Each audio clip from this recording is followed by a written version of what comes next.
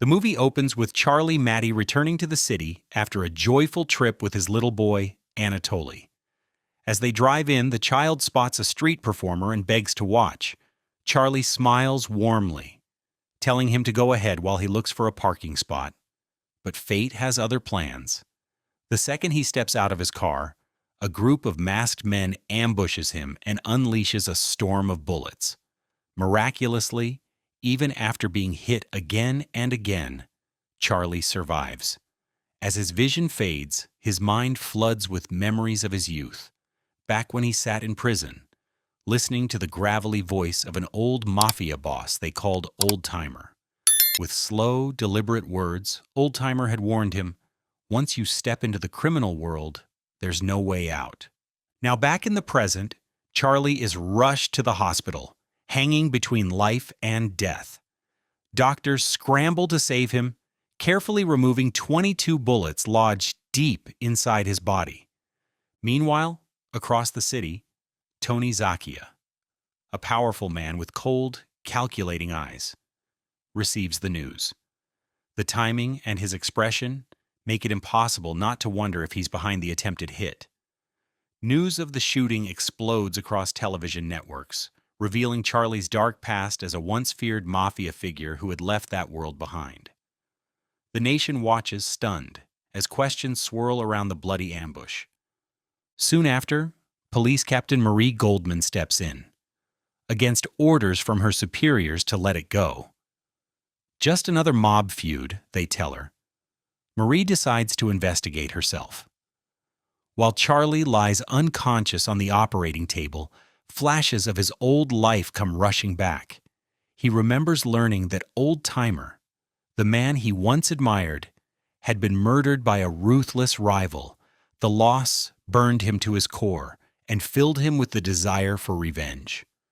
Alongside his closest friends, Tony Zakia and Kareem, Charlie vowed to avenge Old Timer's death. Their target was Hernandez, the gangster believed to be responsible. The three young men swore loyalty and brotherhood, promising to stand together no matter what. They found Hernandez, and they made him pay. That single act sealed their fate, marking the beginning of their descent into the underworld. Back in the present, Marie refuses to close the case, determined to uncover who tried to kill Charlie. She visits him in the hospital after surgery. Her questions are met with silence. Charlie just stares, expression unreadable, heavy with mystery. Frustrated, Marie leaves as Charlie's lawyer Martin walks in, accompanied by Kareem and Pat. Later that night, Marie tucks her son into bed, only to receive a late phone call that reopens old wounds. She sits quietly, drinking and thinking about her late husband. Elsewhere, Kareem is losing patience. Fueled by rage and loyalty, he's ready to strike back for Charlie. Martin pleads with him to wait until Charlie wakes up before doing anything rash. Before leaving, Kareem warns him, "Don't leave Charlie alone. Not for a second." At the hospital, a man dressed as medical staff sneaks into the corridor. Without hesitation, he draws a gun, pushes open the door, and fires. Chaos erupts. Doctors rush in as alarms echo through the halls. But the man he shot isn't Charlie. Captain Marie, anticipating danger, had already transferred him to another room. She immediately tightened security, setting up a watch team inside the hospital to protect him. While monitoring the situation, Marie spots Tony Zakia entering the hospital to visit Charlie. Suspicion flares. Tony exhales in relief when he sees Charlie alive, leaves a card with a vague, ominous note, and walks out under the gaze of hospital cameras. Unaware that detectives are watching from an ambulance outside. Soon after, Kareem and Martin show up at the hospital and discreetly help Charlie leave. Marie tails them immediately, refusing to lose sight. Kareem quickly realizes they're being followed, floors the gas, and calls a friend for backup.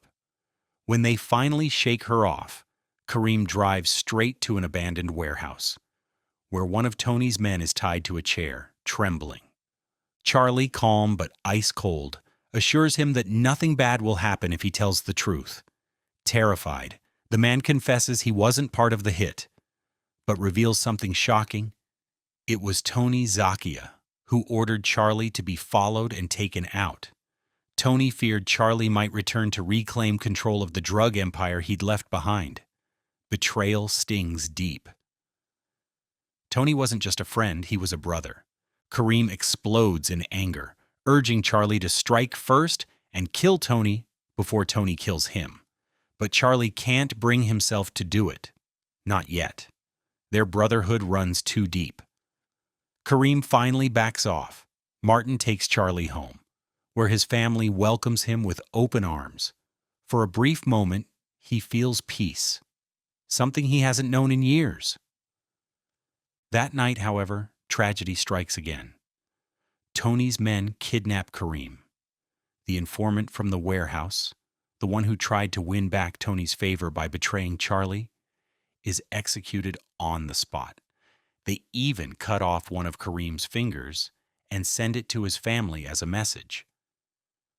Charlie, unaware of everything, goes about his daily routine until the news of Kareem's death hits him like a truck. At the funeral, he stands in silence, his face carved with grief and rage. That's when something inside him snaps.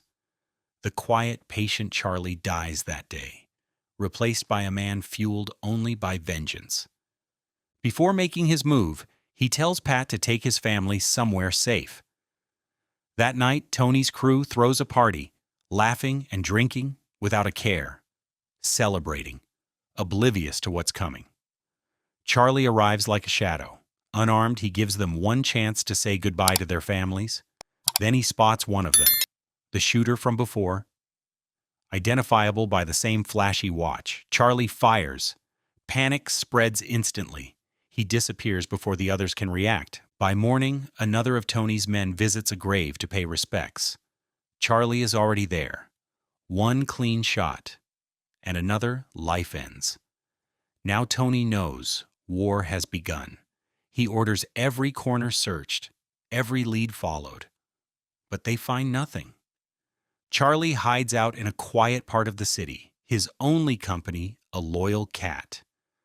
When Martin visits and warns him that Tony's men are closing in, one of them secretly tails him, leading the whole crew straight to Charlie's hideout.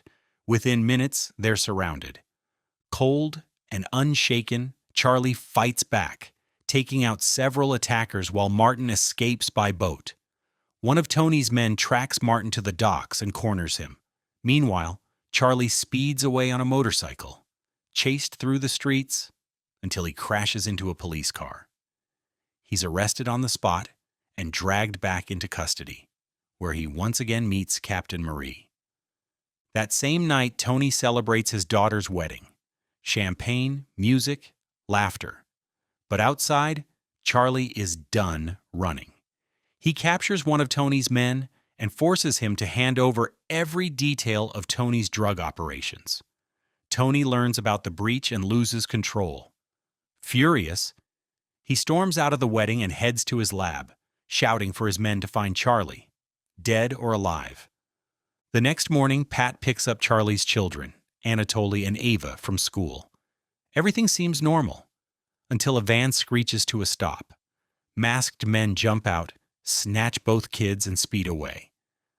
When Marie arrives, it's already too late. Soon after, police locate Eva, badly beaten. She collapses in the station, whispering that they'll kill Anatoly unless Charlie turns himself in.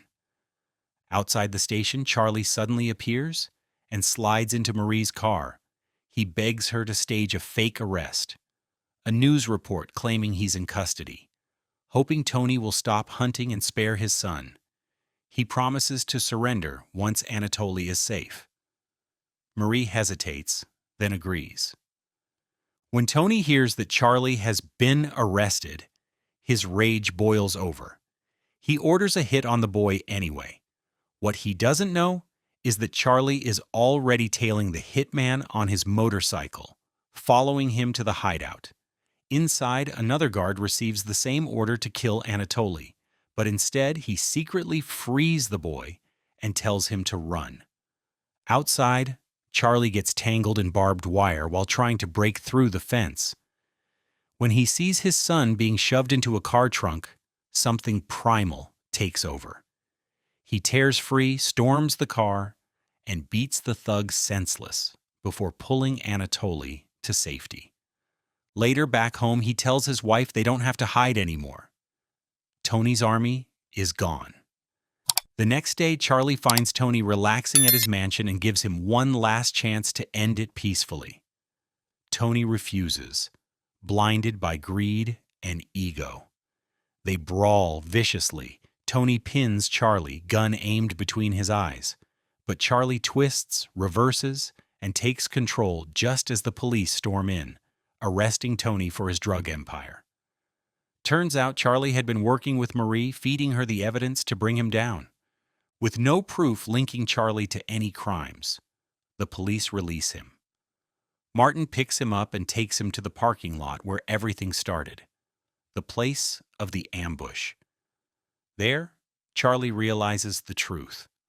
Martin was the one who fired that day, but not at him.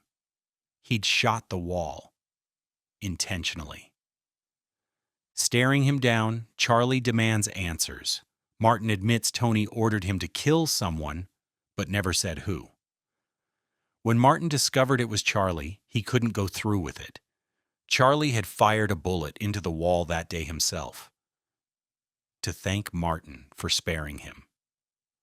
The film closes with Charlie walking along a quiet beach with his family, hand in hand under the golden sunset. Finally free, finally at peace.